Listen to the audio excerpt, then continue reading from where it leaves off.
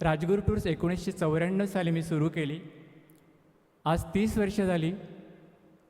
पहिल्यांदा 35 वर्षाचं अष्टविनायक, 35 माणसं असलेलं अष्टविनायक, 55 माणसं असलेली साऊथ इंडिया, ही ट्रिप 55 जणांचा आकडा आज 23,000हून जाऊन पोचला. आज आम्ही विदेशात पण भरारी गेली. आमचे पंख लहान आहेत पण आम्ही प्रयत्न ते करतो. आम्ही भरारी घेतलीत. जिव्हाळा जपणारी माणसं ही माझी टॅगलाईन आहे. पण त्या जिव्हाळ्याने आम्ही कुटुंब बांधली आणि कुटुंब सेवा दिली. मला असं वाटतं कस्टमर सर्व्हिस, ग्राहक सेवेपेक्षा पण ती कुटुंब सेवा अधिक एक पाऊल पुढे असं मला वाटतं बेसिकली. आणि त्याच कौटुंबिक प्रेमापोटी आज कल्याण अंबरनाथहून माझे काही गेस्ट आलेले आहेत. त्याशिवाय शक्य नाही आहे बेसिकली. रिअली आपले पण सगळ्यांचे खूप खूप धन्यवाद. पर्यटन सेवा करताना आम्ही अनेक सामाजिक सेवा पण करतो आहे.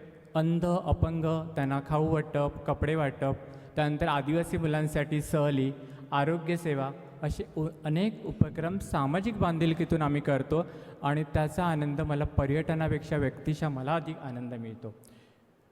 गेल्या 30 वर्षाचा पुढला जर प्रवास पाहतो आहे मी, तर मला असं वाटतं सगळेजण नवी पर्यटक कंपन्या मान्य असतील की गेल्या काही वर्षात पर्यटनाचा ग्राफ जर पाहिला तर तो खूप मोठा फरक होतो आहे. ज्या वेळेला आपल्या घरी फ्रीज, AC ह्या लक्झरी होत्या, आज त्या नेसेसिटी झाल्या आहेत.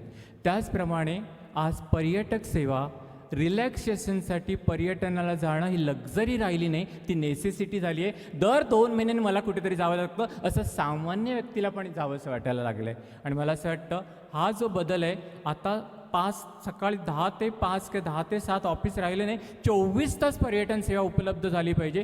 पर्यटकांच्या अपेक्षा वाढल्या आहेत आणि आपण त्याला पुरे पडलं पाहिजे, आपण सज्ज राहिलं पाहिजे असं मला मनापासून वाटतं. धन्यवाद. थँक्यू.